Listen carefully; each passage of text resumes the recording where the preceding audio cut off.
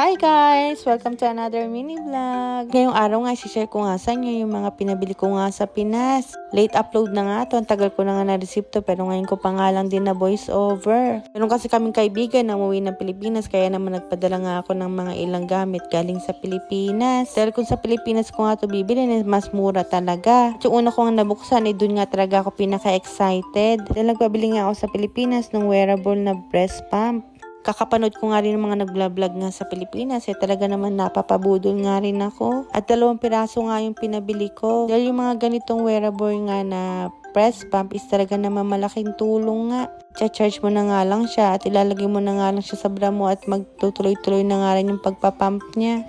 At ayun nga, meron nga rin siyang kasama na charger. At ito pa nga isa sa mga importante mga pinabili ko nga is ito nga tiki-tiki nga ni baby. Dahil nga itong tiki-tiki nga dito pag binili mo Diyos ko po $15 ang isa. Samantalang pag binili mo sa Pilipinas mahigit 100 lang yata. Kaya naman marami na nga rin pinabili ko at sakto nga siguro yun hanggang sa maka-1 taon si baby sakto nga sa kanya yun. At isa nga rin itong binubuksan ko na hindi talaga mawawala pa nagpapadala nga ako dito. At ito nga talaga naman napaka-importante nga sa akin. At ito ang item na to is gamit ko pa nga ito nung nasa Dubai pa nga ako.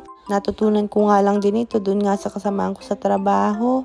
Medyo nahirapan nga ako sa pagbubukas dyan dahil nga yata nung pagkakapak nila dito sobrang sealed talaga.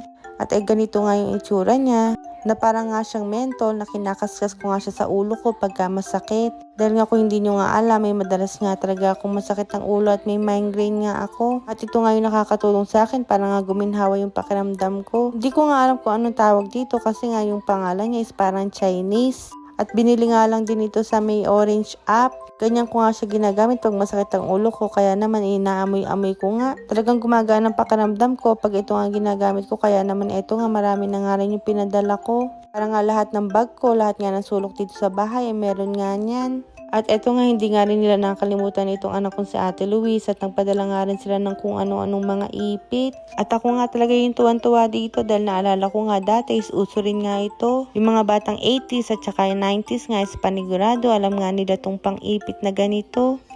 At binuksan ko pa nga rin tong isa at ito nga tuwan-tuwa rin ako dahil ito nga yung sisiw.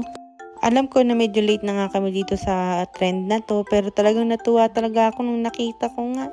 At si Ate Luis nga rin is super excited. Pinasuot ko nga rin to sa kanya sa school. At tuwan-tuwa nga daw yung mga teacher niya. Pati nga din daw yung mga classmate niya. Siguro nga sa susunod pagka umuwi nga kami ng Pilipinas at merong mga ganitong kakukute na mga pang-ipit, ay bibili na rin ako ng marami para na rin yung mga classmate niya ay mabigyan nga rin niya. At ito nga talaga yung pinakahihintay ko nga dito at excited na nga ako na matry. Kaya nga pagkabukas ko nga din dyan, isinarge ko rin nga agad. Yun lang naman for today's video. Bye!